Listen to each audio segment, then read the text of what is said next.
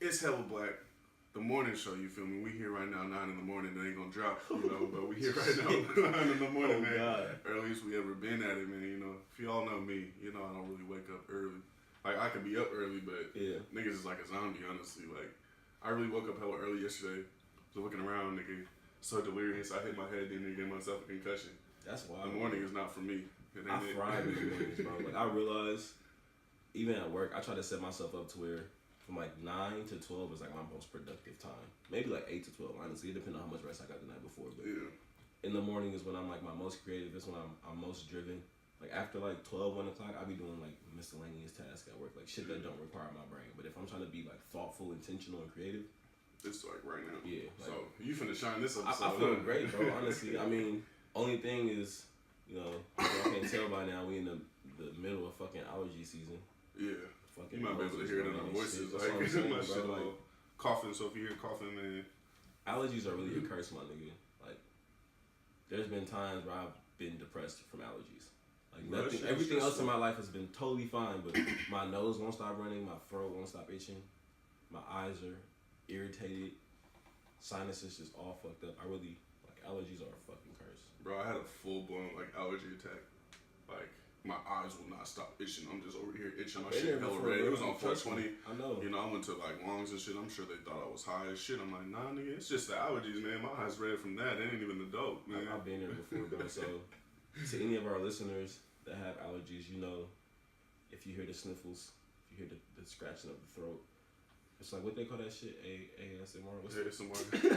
Hello, Black ASMR. With allergies, you hear a nigga scratching his throat. Just look at it like that. You hear me sniffing, just look at it like that. Fuck it, man.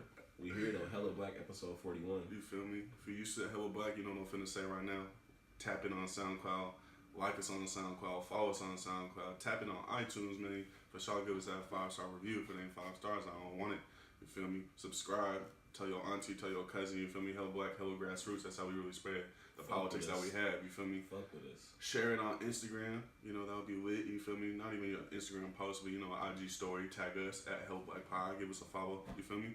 Just tap in, spread the word about Hello Black, you know what I'm saying, man? Listen to this shit. Use the hashtag Hello Black Podcast as well. So while you listen to this, use that hashtag Hello Black Podcast, be tweeting about it, you feel me? We'll engage with you on Twitter and shit, so that's one way to tap in with us too. Use that hashtag. Yeah, we definitely need your help spreading this black, inclusive political education. All the shit that you see that's getting pumped to the masses really just be some black masculine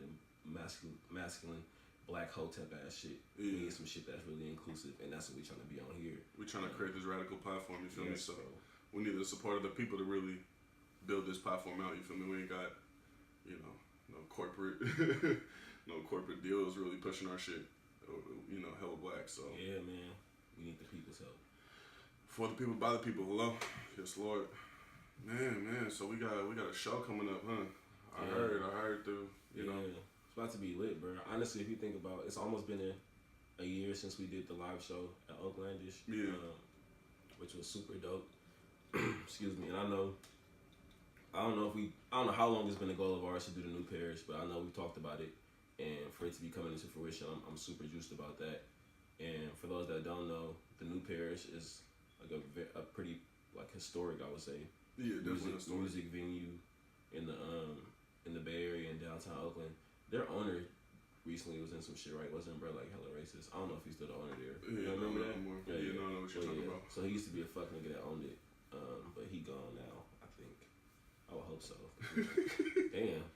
I think bro's going. I'm pretty positive. He had to get up out of there. Yeah. But yeah, the new parish is just a historical music venue, and we're going to be hosting a live show there on June 9th at 6 p.m. It's a Sunday. Y'all niggas make sure y'all pull up. Of course, we're going to advertise heavy. And it's a free show. Again, as y'all know, we try to keep shit as free as possible. We ain't trying to... Unless you white, we'll be taking donations. If you white, we damn near gonna slap you at the door like, nah, bro, you gotta pay something. Whatever you got in your pockets. That could be $1 or $1,000. Whatever's in your pockets, man. Yeah. So, June 9th, 6 to 9 p.m. Yeah. New parish, mark your calendar, you feel me? We're for sure gonna have a fire. It's gonna be dumb lit. Yeah. We're gonna have some music and shit too, probably before, so it's gonna be a situation. Might have some fraternity. Never know. Definitely gonna be a lot of fraternity in the building. So come, build community. engage in some very important discussions, and have a good time in the city of Oakland. Yes, Lord. Straight up. Hella Black, episode 41. Man, what we talking about? What's our first topic we gonna talk about? I mean, we need to dive into Black Joy.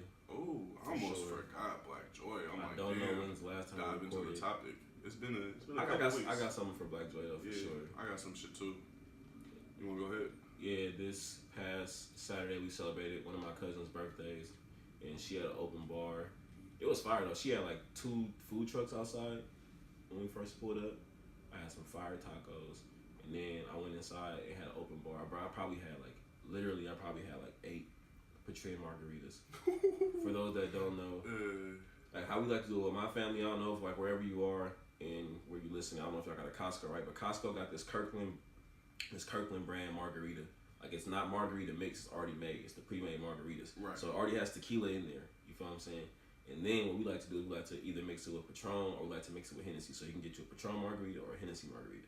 Now for those that have been following us on this podcast, we got some right here. Yeah. It's too early. I'm not about to drink this. I gotta go to work after this. But this is Patron. Patron is when you mix Patron and Hennessy. That's why you should watch on YouTube. You can see exactly what we talking So about. what I like to do is I like to mix the Patron and Hennessy and the margarita all together. And that's a Patron margarita. I had like 8 of those, bro. And it ain't for the faint of heart. It's not for the faint. It's not even for me, shit. I would like to think I got a pretty high tolerance. Like if you know me, you know that like I wear my alcohol pretty well. I can have hella shots and I'm gonna be cool. I'm not gonna be belligerent. None of that shit. But I don't know. I lost this weekend. You said on Saturday I was belligerent. Yeah, I was. And then my cousin also had her baby this weekend, so I went to the hospital after the party to go visit the baby, and I like was holding the baby. Everything I was good. Then I left like 30 minutes to go to the bathroom. They said I never came back, and niggas just found me on the hospital floor, passed out drunk, bruh. All that shit. At least he was at the hospital. Yeah, you know. So I wish that they gave me an IV because I woke up the next morning hung over as fuck. You should ask one. Hey, y'all, can I get an IV real quick, man? For real. I was told up, but yeah, having being able to celebrate my cousin's birthday and then also welcoming a new family member into the world. Congratulations to your family, man. Yeah, those were two Black joyous moments for me. That's what's up. Great time, yeah. That's what's up. Yeah, for me, I went on a ride with my cousin's motorcycle club out to Calistoga.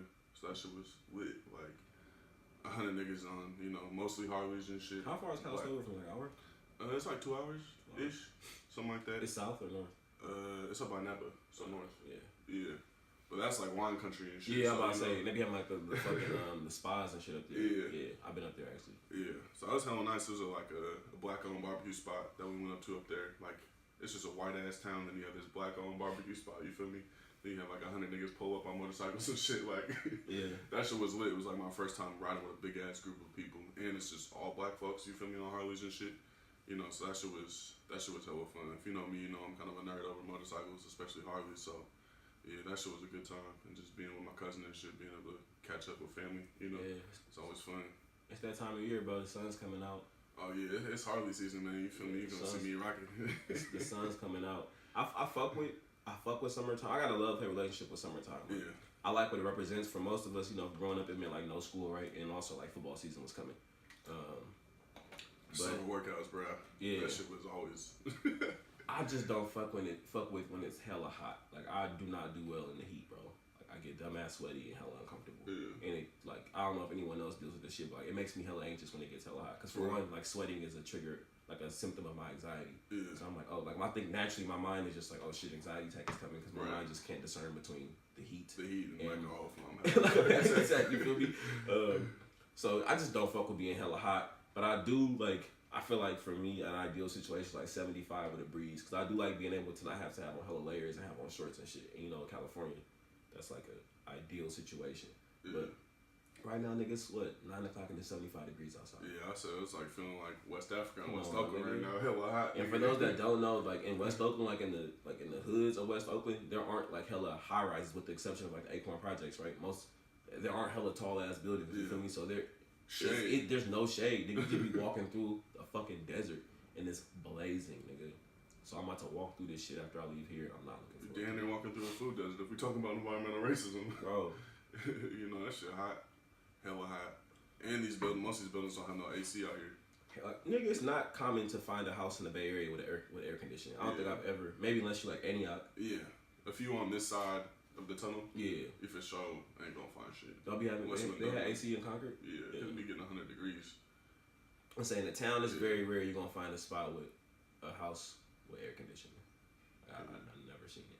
I know my office finna be hella high because we didn't have no AC and it's like a middle top building, bro. My building out. That air conditioning, I ain't gonna lie, it'd be nice to put that motherfucker. Yeah, you got that. Man. That money over there.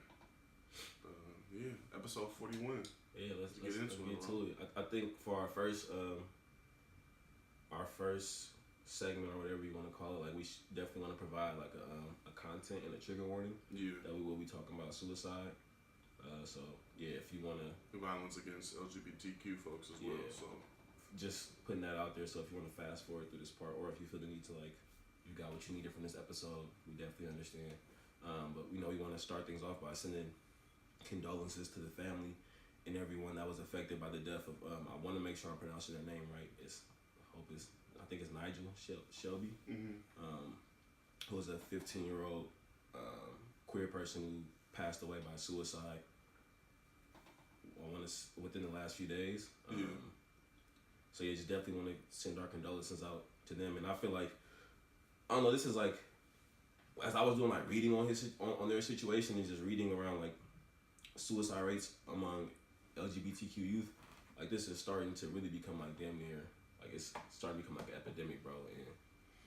And it probably has been an epidemic for so long. It's like now it's just something that started to become, media publicity around it. Because a lot of like, I feel like queer folks are really advocating. You feel me? Always been talking about it. Yeah, they've always been talking about it. Yeah, I feel like social media.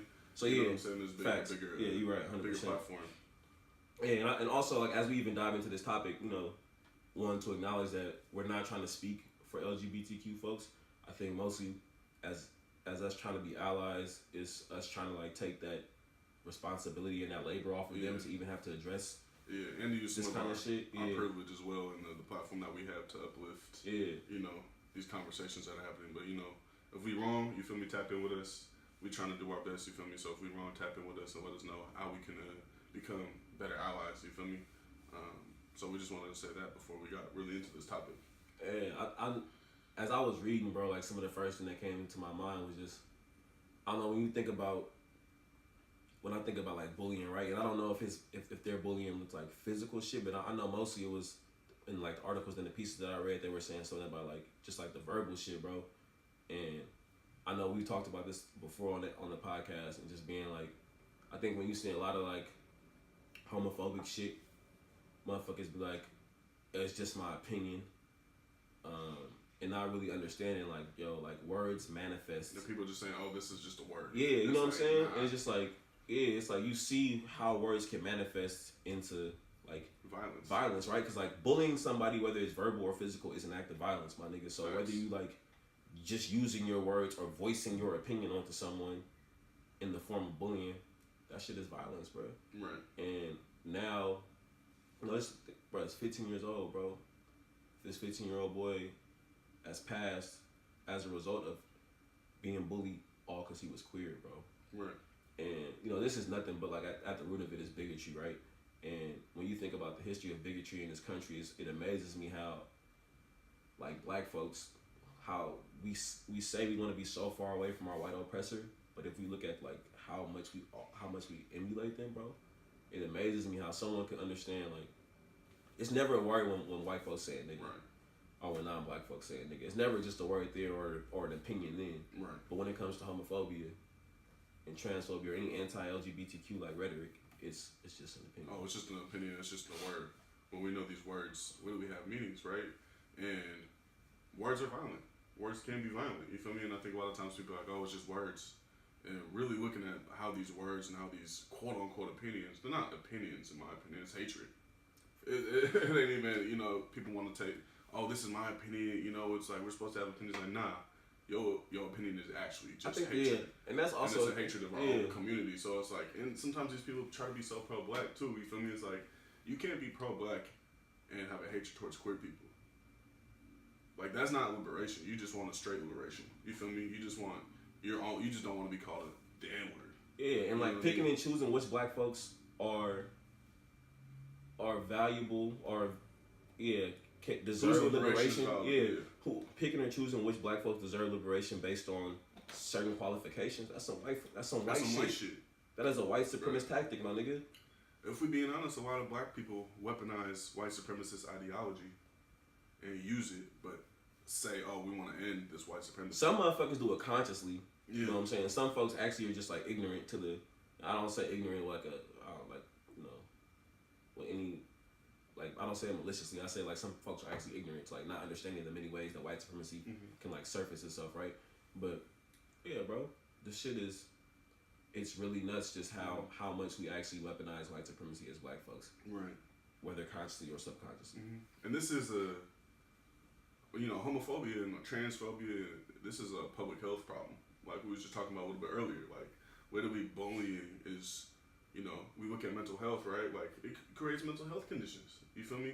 And then, most suicides is a result, of mental health, right? Of, like, and how bullying created a mental health condition. Yeah. So this is also a part of medical racism in a sense, right? Or like, I don't know, medical like how homophobia is creating a medical condition.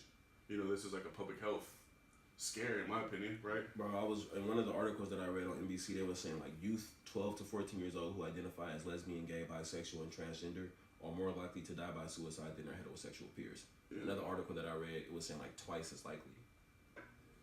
Twice as likely, bro. And when I think about like, and that's probably underreported too. If you think about the stigma of even just talking about that, right? Hell yeah, for sure. Like these are like folks that we openly identify as, right? Like think about how many folks die in secret. You feel me? As identifying as one of the demographics you just named. And I think about like the queer youth that I engage with at the middle schools and high schools, bro. I couldn't imagine, bro. And then I'm also thinking like, damn, what am I doing to engage with them? You feel me on campus? You feel me? You okay? You know what I'm saying? Like just checking in with them, and it's just, I don't know. You think? I seen the take the other day, and I seen the take the other day because it was somebody was saying some like super homophobic shit around Dwayne Wade and Gabrielle Union's son, and they were saying just like, bro, we got bigots raising bigots, and I'm just like, bro, like it's true. We just repeating the cycles, bro, and it's so fucking sad to like queer youth. Trans youth are falling victim to this shit, bro. To this violence, bro. Like motherfuckers is kids, bro. Yeah. Kids, bro. Like, fucking kids. Childhoods being stolen, All so because of bigotry. This case should be treated the same way as Tamir Rice, right? But because he's queer, he's queer, and he's not gonna reach the masses. This is like, right. Even when I look at the folks who are talking about this on my timeline, it's because I choose to, like, I'm actively following queer folks. I'm actively following LGBTQ folks to get this information so that I can be a better ally. Right. You got to think about how many people is not getting access to this information. Because if you think about it, it's like a echo chamber in some way. Like a lot of straight folks ain't talking about this shit. You know what I mean? So it's like, literally, it's because we follow queer people that we're aware of this. And if it was a 15-year-old, black boy murdered by a white cop, it would be on headlines everywhere. So I think it's important that we treat this the same, like we talk about it the same. It's not, we don't treat it the same, but like amplify it the same. We have to talk about the different structures of oppression that led to this death, right? Systems of homophobia, systems of violence. So it's the intersection of fucking violence. You feel me? That's why when we talk about intersectionality, we say all of us or none of us. You feel me? It's like literally this matrix of oppression. You feel me? There's how multiple systems of oppression, work together to oppress. So like, he wasn't killed just because he was black. He was killed because he was black and queer. Yeah. You feel me? So. Because you gotta think, he also dealing with the bullshit of being black. Right. Then you throw being queer on. You add being queer on top of it, my nigga. I'm just. That's those two forms of oppression working at once. Yeah. I just been trying to figure out how can we get motherfuckers to connect the dots and understand that when you would choose to engage in anti-LGBTQ shit, like you were being anti-black. Yeah, that's the first thing. You know what I'm saying? Like you are perpetuating white supremacy. Like getting folks to understand that, like, yo, bro, what are you're doing? You're picking and choosing who gets to have liberation, who gets to have freedom, who gets to have power, who gets to be treated. Who's even mourned? Who's worthy of humanity based on if they fit this standard. That is some white shit, bro. White folks said, oh, you're black, you are a slave. You're black, you get treated this way. We're saying, oh, you're queer, you get treated this way. You're trans, you get treated this way. That is a white supremacist state of thinking, bro. Yeah. And I just don't get why people can't understand that, bro. Is it just like motherfuckers don't want to understand it?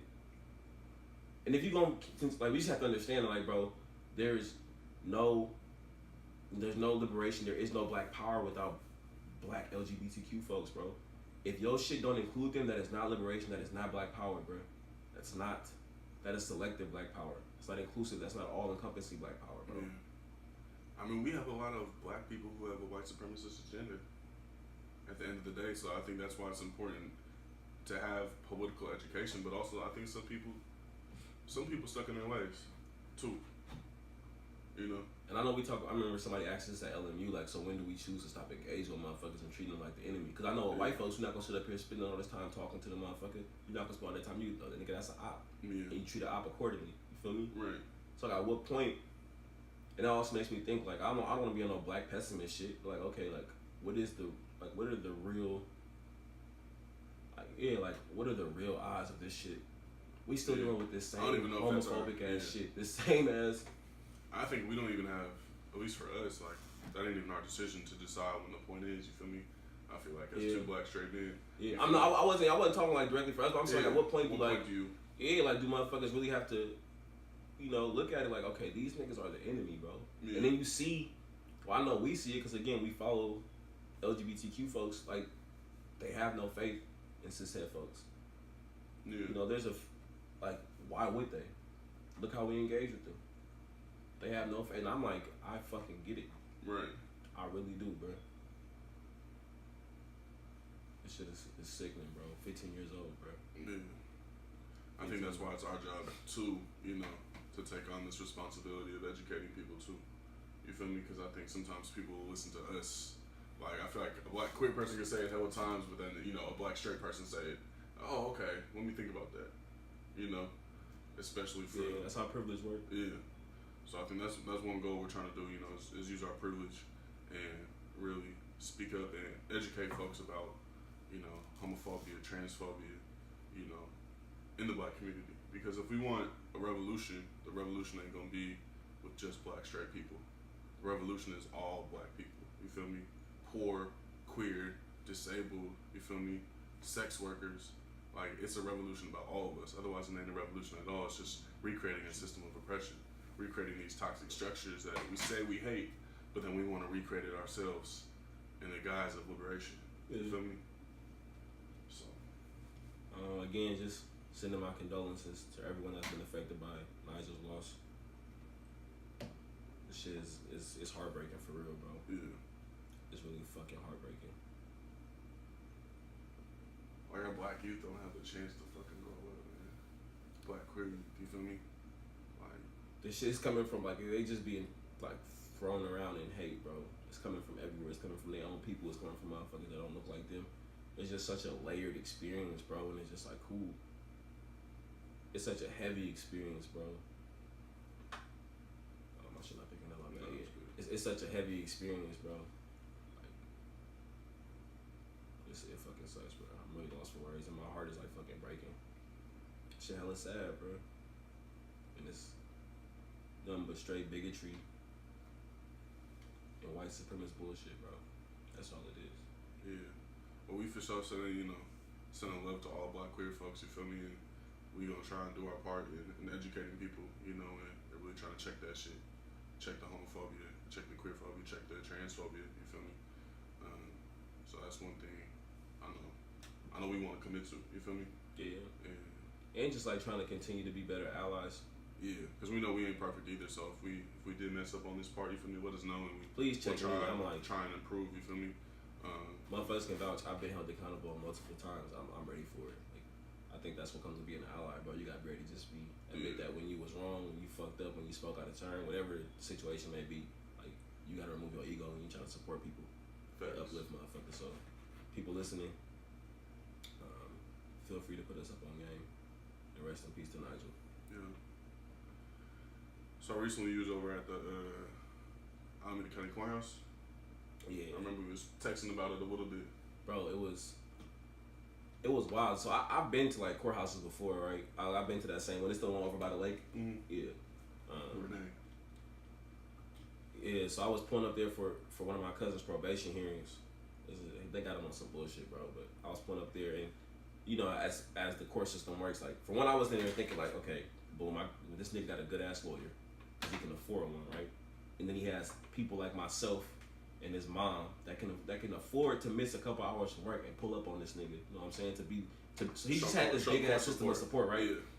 That was the first thing I noticed when I walked in there. Was like, okay, I'm thinking like, think about how many motherfuckers don't have this support system, don't have access to a lawyer. That's like the first thing I'm like kind of thoughts that's going through my head. Then I walk into the fucking courtroom, and you know it's all black folks essentially that are like the ones that are like going through this probation hearing, and you know of course some Hispanic folks, and I don't know, it was just wild to see the way they was engaging with these people, bro. Like it was fucking wild.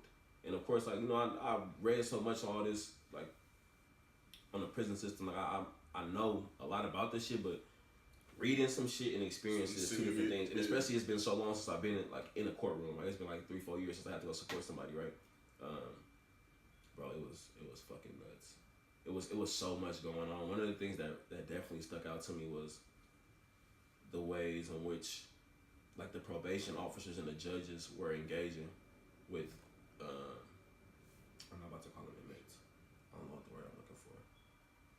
With the niggas that was on trial, I guess, whatever. Like just the way they was engaging with them, bro. And there was one particular case that really just had me fucked up, bro. It was this 18-year-old nigga, like bro was like fresh 18, right? They reading the nigga case, and he violated his probation because he missed one of his appointments with his PO, right? With the probation officer. And the reason why he missed it is because he had a job. He had a drug testing.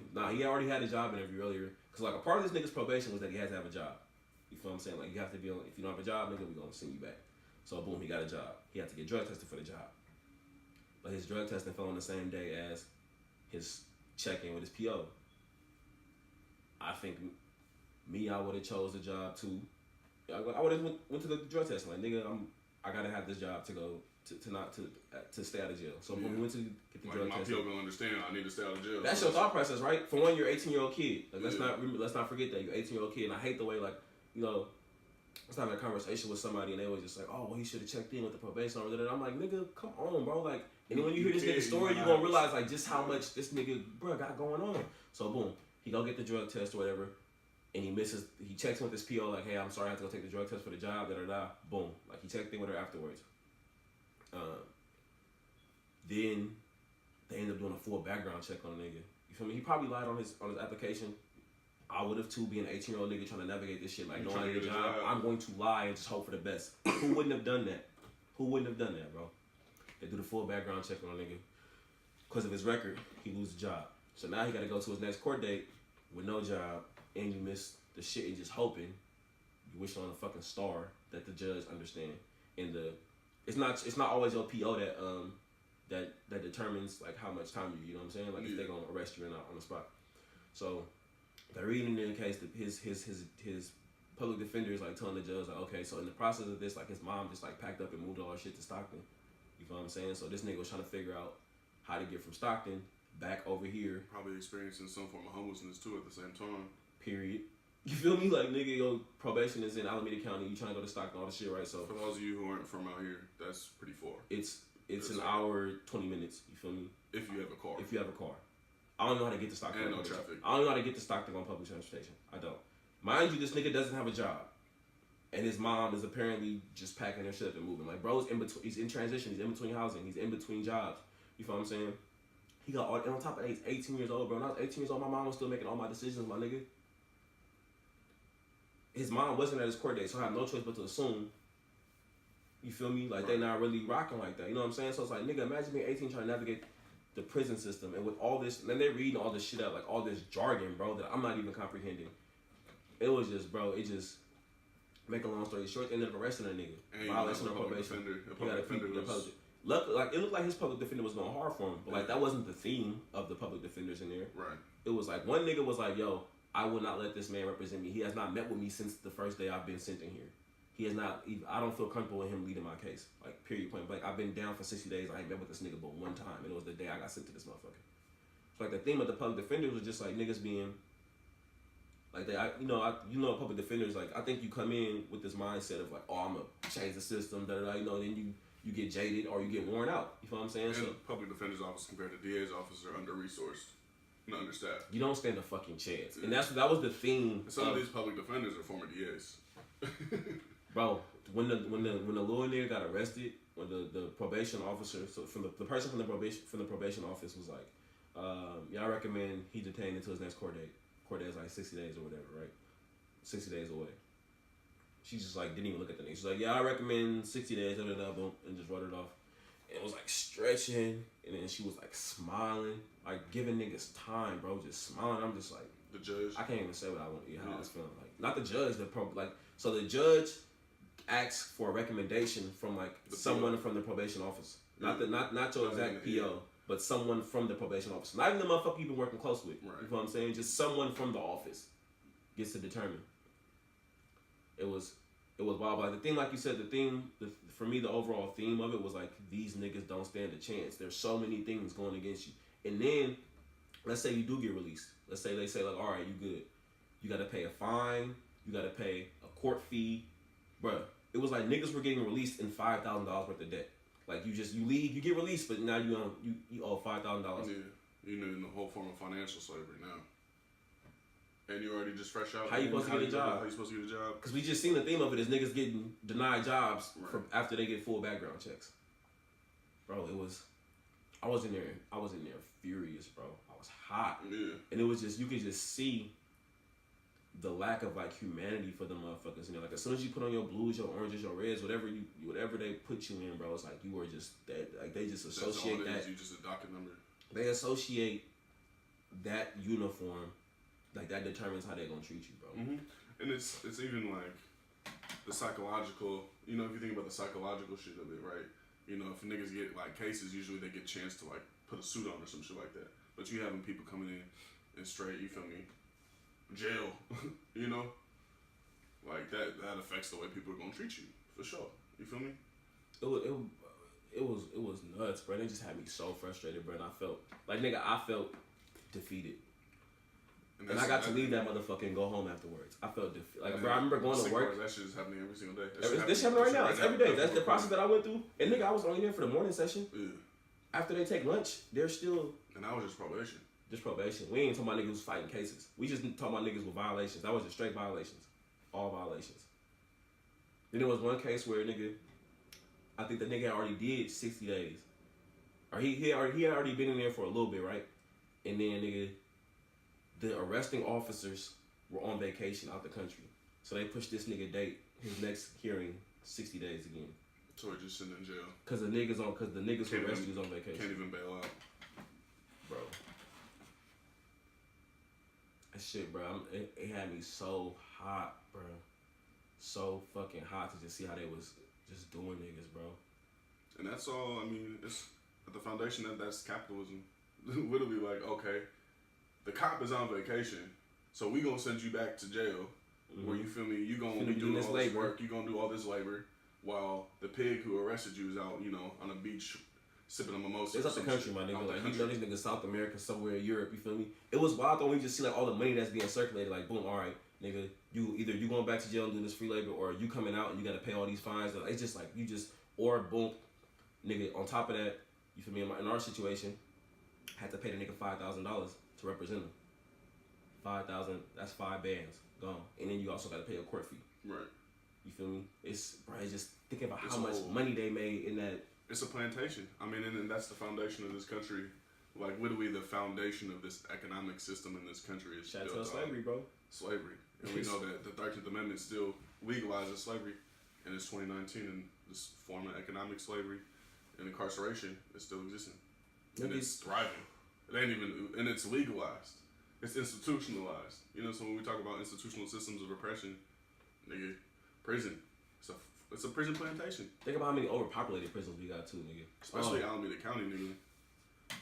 Like, they have 2 jails for Alameda County. Like, right here in downtown with Glendarden. Mm-hmm. And then you got Rita. Rita. And Rita all the way out in Dublin too. So now also if you think about it, like a lot of the cases apparently they're moving over to Dublin. And most of the people, you feel me, who are in Rita are probably from out here. You know what I'm saying? Mm-hmm. So it's like even thinking about court support, like okay, it's gonna be hard to get to Dublin. You know what I mean? Like you have to have court in fucking Dublin and not in Oakland. And just think about what that's doing to people too. You know, imagine you hitting the stand and you like ain't got nobody there. But it's like, nigga, I couldn't be there. Yeah. You feel me? Like, literally, it's like, I couldn't be there. Literally couldn't be there. I'm just like, bro.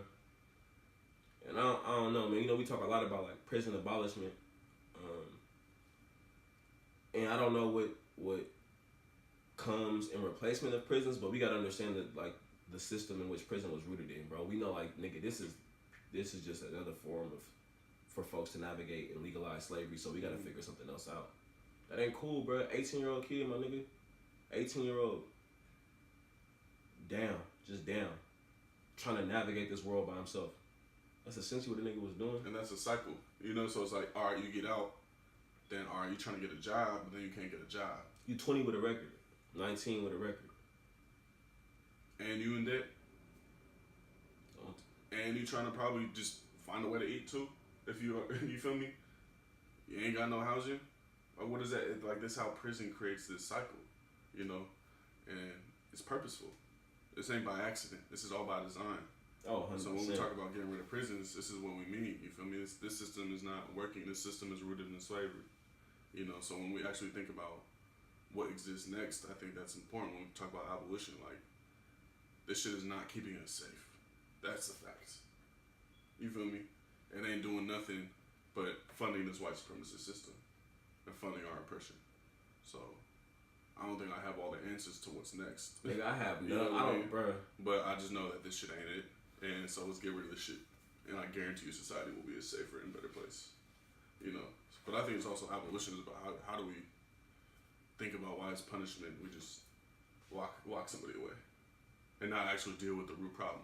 Because they used to say this, they used to like advocate for like rehabilitation, right? But like, that's what they've always said. Not rehabilitation. Prison ain't about rehabilitating. It's about reincarcerating. If you're lucky enough to, you feel me? Yeah, if you're lucky enough to have a system where you got money on your books at all times, where you can work, if you able to have, I guess, like quote unquote ideal prison situation to where you can actively take on the responsibility of rehabilitating yourself, that's not the norm. Right. In prison, that's not the norm, bro.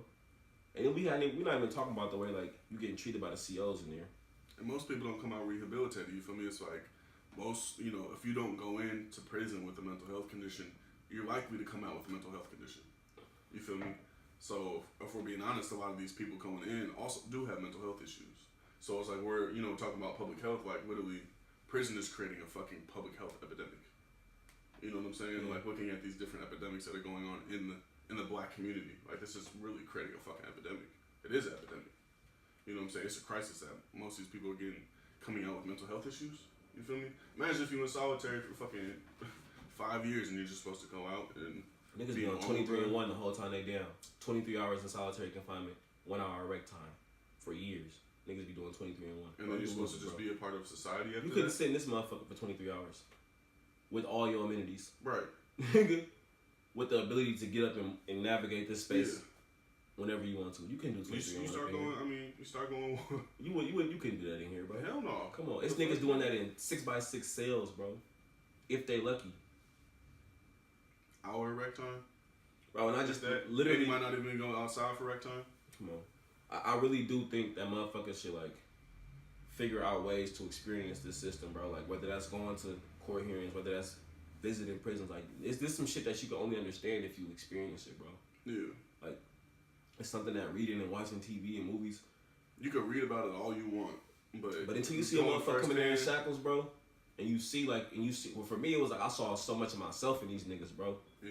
Like so much of myself. Like when you really been able to navigate this country as a poor black person, bro, you see. Like it could have been me, bro. Type shit. Easily, bro. And that's why this shit hitting so hard for a nigga, because you see, when you see yourself in oppressive situations and you're able to like empathize with that shit, I'm telling you, it hit so much harder, bro. Yeah. It hit that shit. It had me like sick, bro. I was fucked up when I was at work. And now I went to my job, you feel me, where I'm walking in and there's white people just, you feel me, navigating, they having their day, being white. Yeah, they're just mad because the coffee dispenser ain't working. And I'm just in this motherfucker like, y'all niggas have no idea where I just left. I'm pissed right now. Yeah. And even me, privileged. For me, I got a job in an office in a space, and I can leave. I left that building with my freedom, bro, or whatever, you know, freedom look like in this motherfucker. But yeah, I wasn't in shackles, bro. Yeah. You just had me mad fucked up, bro. I'm just got me thinking like what ways I can get involved on that hype. And it's just, man, it's wild when you think about it, right? Like as you start navigating this shit, like learning more, it's like you try to think about all these ways you can get involved, education, fucking the prison system, like all these ways in which we are being oppressed. And then you think about how like nigga the possibility we trying to work in like in housing. You feel me? It's like nigga just so spreading yourself fucking thin, bro. It's so fucking ignorance. And then we have capitalism too. Like it's like, all right, you gotta work a 9 to 5. You feel me? So it really limits in a lot of ways your organizing capability. And we live in the Bay Area. Cause like the reason why I could do this organizing is because I know where my food is coming from each day. I know I got shelter. Yeah. And sometimes it's even a privilege to be able to organize, which I think sometimes isn't really discussed. It's like, nah, nigga, we privileged to be able to do this work in itself. Period. And to have the time, you know, to set aside to do this work. A lot of people don't have that privilege. Exactly. What does it look like what does organizing look like for somebody when they out here trying to survive? And that's why it's so important, I feel like, that we do, you know, we was talking about in this PBS article, really building from the ground up. You feel me? So it's like, actually, we have to build from the ground up and build programs so that people can actually just first live. Can't talk about organizing if niggas ain't living. Yeah, bro. You know what I mean? Like if niggas is hungry. Nigga ain't worried about fucking, you know, a Black Lives Matter protest and when they think about that light bill. You feel me? Or like being able to go out to a protest. Yeah. Or being able to organize when shit you trying to put food on your table for your family. You feel me? So I think that's why it's important really to build from the ground up when we talk about liberation, we talk about organizing. It can't just come from the top down. You feel me? And that's why so many people just think like, oh, they have this talented 10th ass ideology from Du Bois. Oh, it's gonna take the talented 10th of black people, you know what I'm saying? The most privileged black people to come back.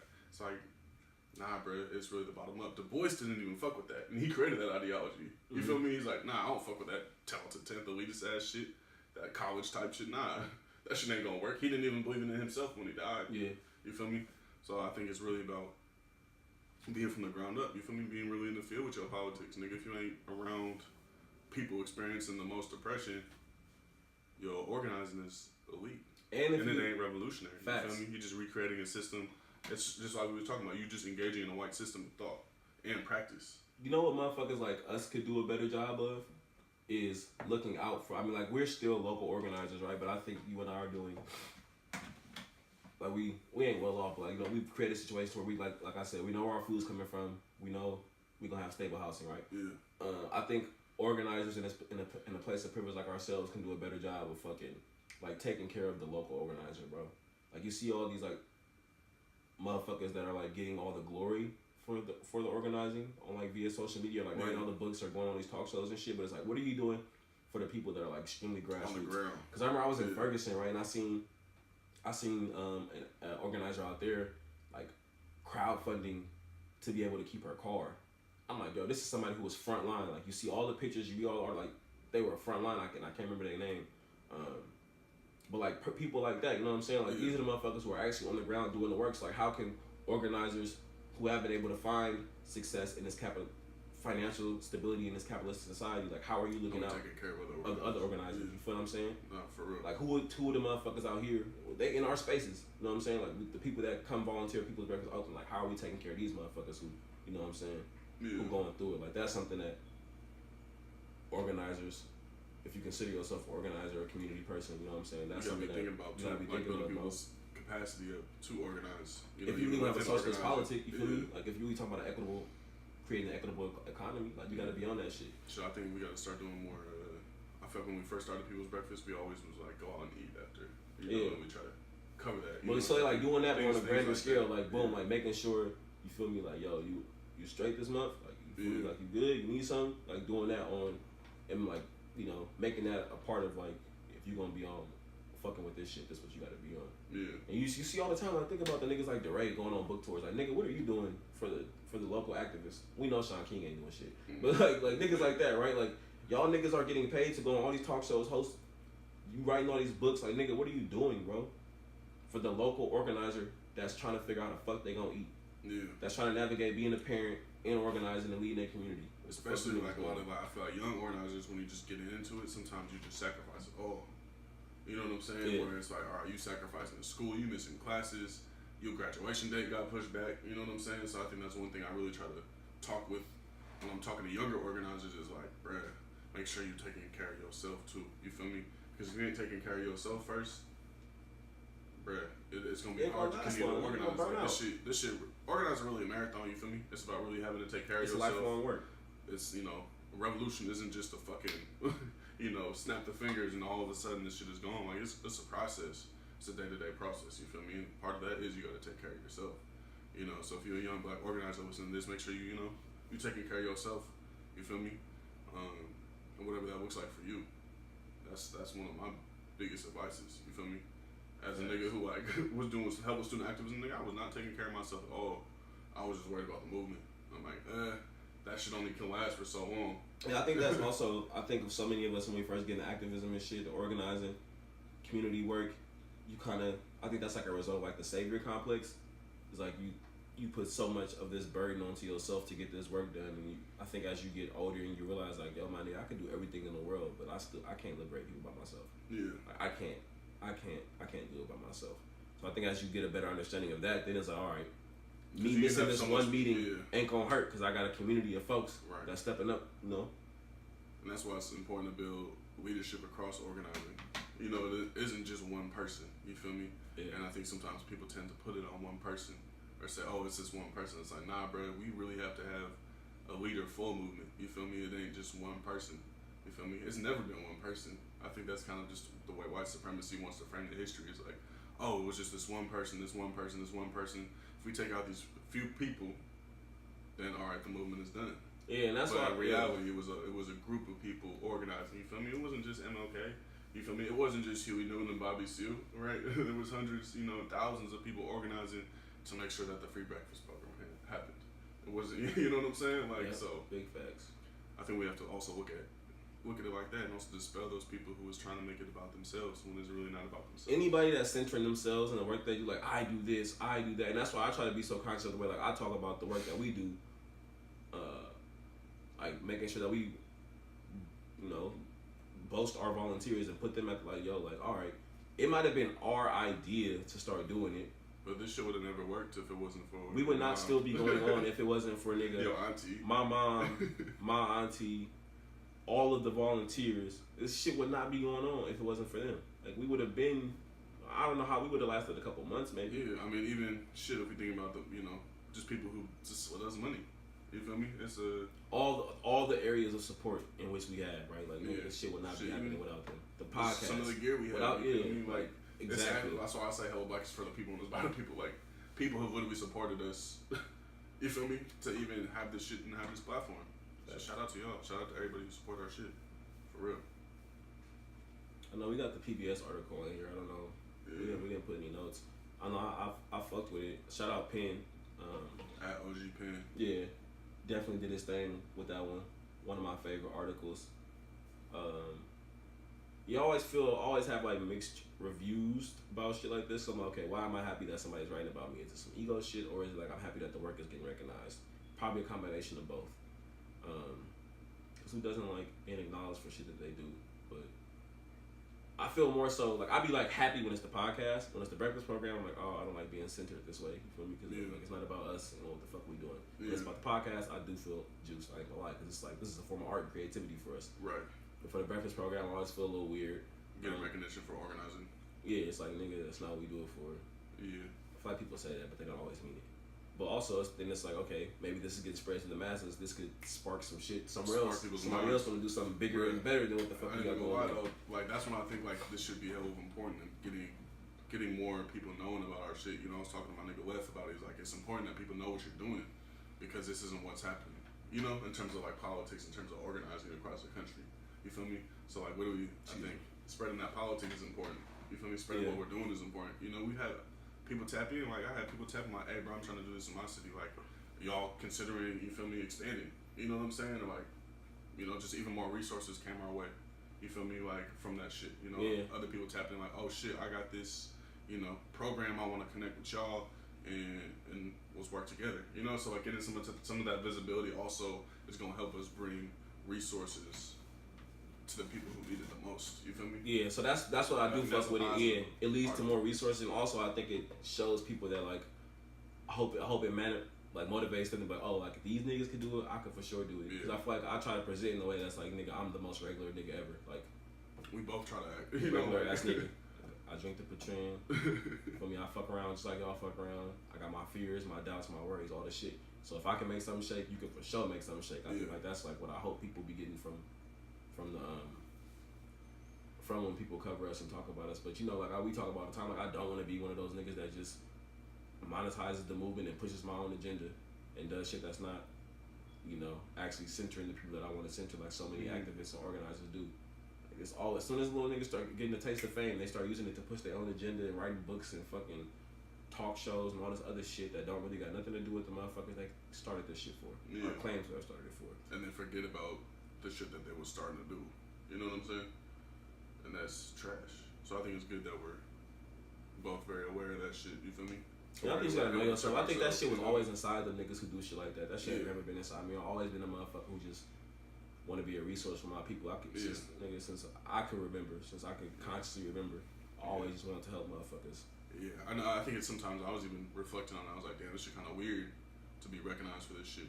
You know what I'm saying? Like when it just started out like, oh, bro, let's just feed people. But then you gotta think, you know, bro. Yeah, if the niggas like Umar and all them other niggas are like spreading all that bullshit, like this for sure needs some type of recognition because it's like we're trying to combat that shit. Because Umar ain't missing no chance to go talk on anybody's talk show. He go on any show. He not missing no big deal. He go on Fox News just to, you know what I'm saying? You feel me? Like niggas ain't taking this and missing no opportunity to push the white supremacist politic. So we shouldn't miss no opportunity to push the revolutionary politic. You feel me?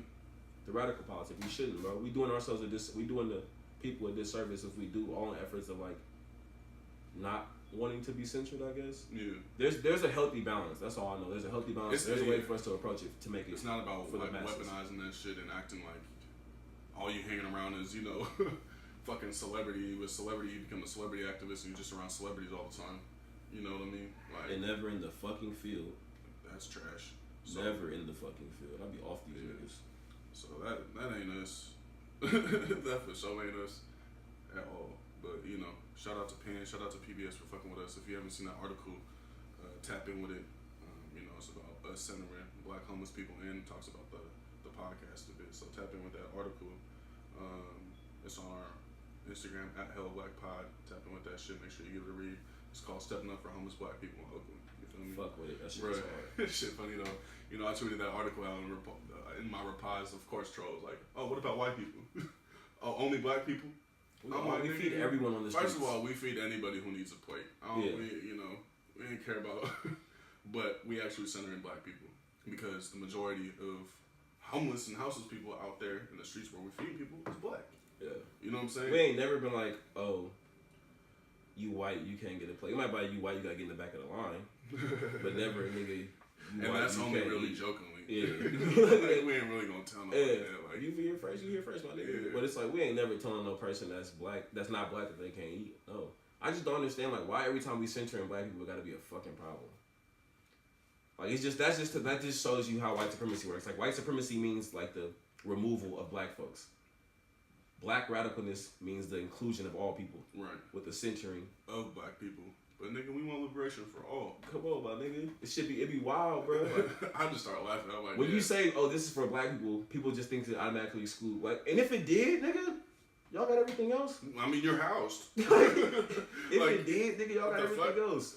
And we know that black houseless camps in Oakland don't get the same treatment as camps with non-black people in it. Come to Berkeley, nigga. Come to Berkeley, right over between Stanford and Alcatraz, right there by MLK, right where Adeline meets MLK, kind of. You'll see the difference between predominantly white encampments versus the predominantly black encampments. Nigga, it's a whole different, nigga. For one, them niggas damn near support it. They like created little spaces for them. Mm-hmm. You don't see the police coming over there and making them niggas get the fuck up. It looks like a campsite, bro. Like they call like the spaces, they call the shit that's going on in Oakland, the black encampments, that's not no fucking campsite, my nigga. That's just like some slum shit, bro. The shit that's going on in Berkeley, that's a campsite. Niggas got their little plot of land. There's porta potties, all type of shit, bro. Nigga. Come on, my nigga. If y'all want to, y'all can come see the way this shit look in the Bay right now. Come look. I'm trying to tell y'all, between Stanford and Alcatraz, where South Berkeley and North Berkeley at the border, you'll see a predominantly white encampment, and come see how that shit look. The shit is nice as fuck. It look better than some of my niggas' houses. The shit is, it's sick. Come over there and check it out. And see, you'll see the difference, bro. Yeah. You'll see why we want to center black folks and what the fuck we talking about. So, yeah. If you don't believe us, come see it. Tap in, for real. But yeah, that's one of the reasons why I want to center our people, you feel me? If we ain't centering our people, nobody gonna do it but us. You know, and if you think centering black people is excluding white people, that's because you're thinking like a white person. Y'all white people be excluded. Shout out all my niggas, man. Exclusion, you feel me? That's what y'all practice, you feel me? That ain't us. You know, so if you white and you need a plate, you gonna get fed. If you brown, you need a plate, you gonna get fed. If you're Asian, you need a plate, you gonna get fed. That's just how we rock, because we about the liberation of all people. But we centering black people, and we ain't afraid to say it. Shit, you wanna get into this Patreon exclusive, man? Yeah, it's good. You know, if you wanna tap into this next part of the episode, subscribe to our Patreon, patreon.com/hellablackpod. You feel me? Tap in, you get extended episodes. Exclusive for Patreon. You know, it ain't just a donation. You're going to get exclusive content if you sign up. So tap into our patreon.com/hellablackpie. Shout out to all the patrons, patrons, you feel me? Thank you for rocking with us. So we're going to get into this right now, man.